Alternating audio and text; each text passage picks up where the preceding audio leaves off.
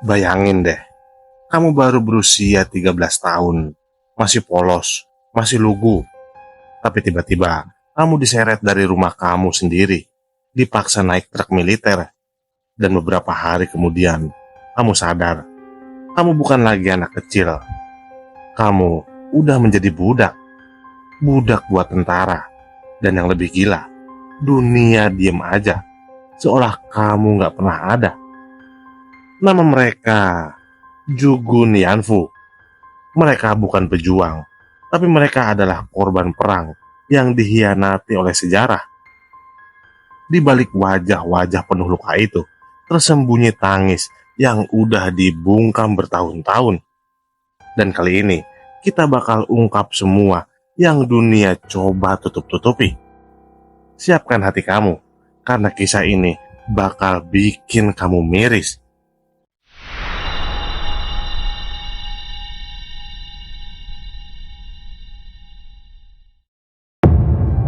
Jadi, Jugun Yanfu itu bahasa Jepangnya, yang artinya wanita penghibur militer. Tapi jangan salah, ini bukan penghibur dalam arti lucu-lucuan ataupun musik-musik. Mereka ini adalah wanita-wanita yang dipaksa buat melayani tentara Jepang di masa Perang Dunia Kedua secara seksual. Gila kan?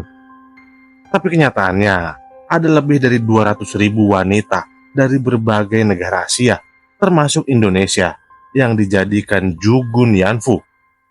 Mereka ditipu, katanya mau dijadikan perawat, pembantu rumah tangga, bahkan guru sekolah.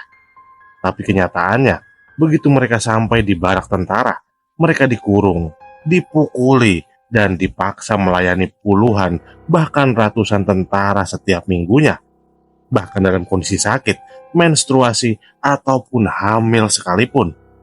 Dan yang paling miris, banyak dari mereka masih anak-anak.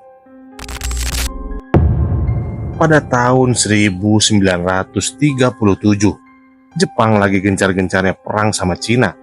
Mereka invasi dan mereka menyerbu. Nah, di situ muncul masalah.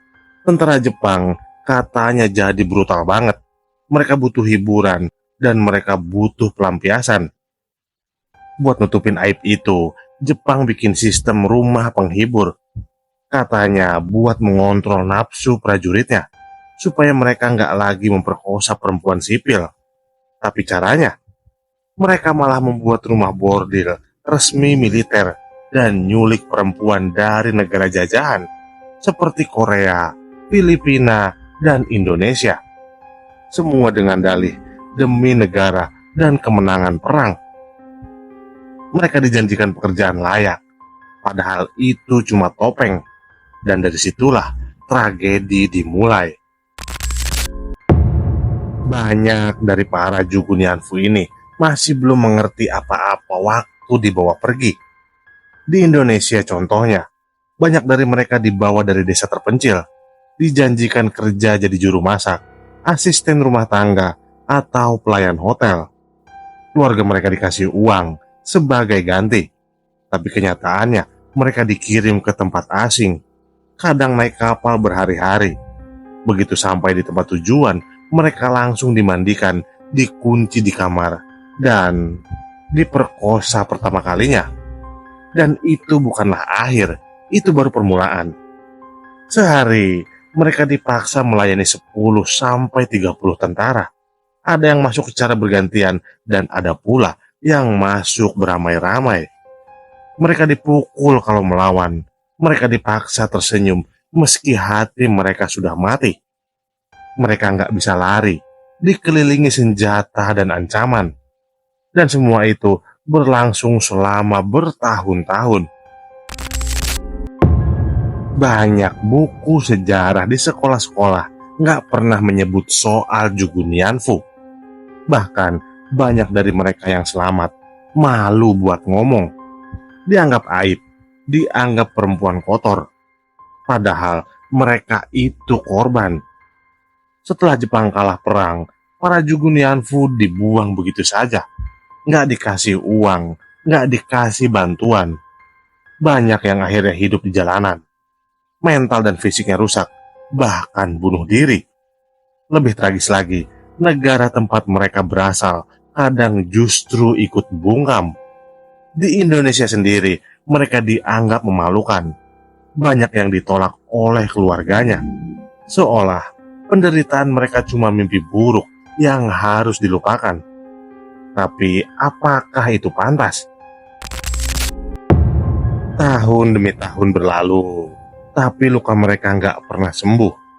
Di Korea dan Filipina, para mantan Jugun Yanfu mulai angkat suara. Mereka demonstrasi, menuntut Jepang buat minta maaf dan bayar kompensasi. Di Indonesia juga ada beberapa, kayak Ibu Jariah dan Ibu Ponirah. Mereka berani bersaksi, tapi media dan pemerintah kita waktu itu adem ayem.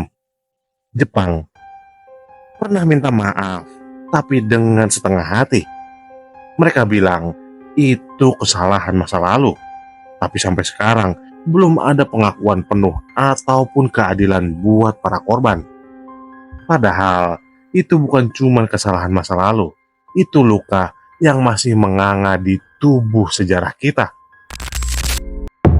Salah satu kisah paling menyayat hati adalah dari seorang wanita Indonesia bernama Karsih, asal Jawa Tengah.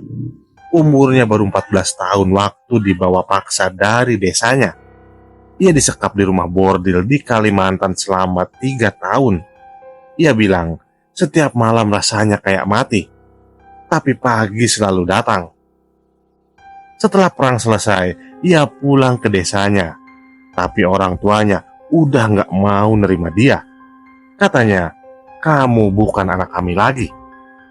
Ia akhirnya hidup sendiri, gak nikah, dan meninggal dalam kesepian.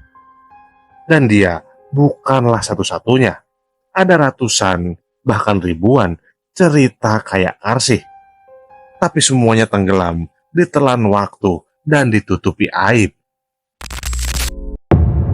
Mungkin dari kalian bertanya, ngapain sih bahas cerita kelam kayak gini? Jawabannya cuma satu, karena mereka pernah hidup, dan mereka berhak dikenang. Jangan biarkan sejarah milih-milih siapa yang layak diingat dan siapa yang boleh dilupakan. Jugun Yanfu bukan cuma korban, mereka adalah saksi bisu dari kegelapan perang. Kalau kita nggak tahu, bisa jadi kejahatan kayak gini bisa terulang lagi. Dan yang paling penting, kita harus punya empati, karena penderitaan mereka bukan buat ditertawakan, tapi buat direnungkan. Gimana perasaan kalian setelah dengar kisah ini? Ngeri, miris, atau marah? Itu wajar, karena kamu manusia, dan manusia harus belajar dari luka masa lalu, supaya nggak jatuh ke jurang yang sama. Jangan biarkan cerita-cerita kayak gini hilang ditelan waktu. Bantu sebarkan kisah ini, biar lebih banyak orang tahu bahwa ada perempuan-perempuan hebat yang pernah dilupakan oleh sejarah. Sampai ketemu di kisah kelam lainnya. Catatan sejarah nggak pernah bohong, tapi kadang kita yang pura-pura tidak mau tahu.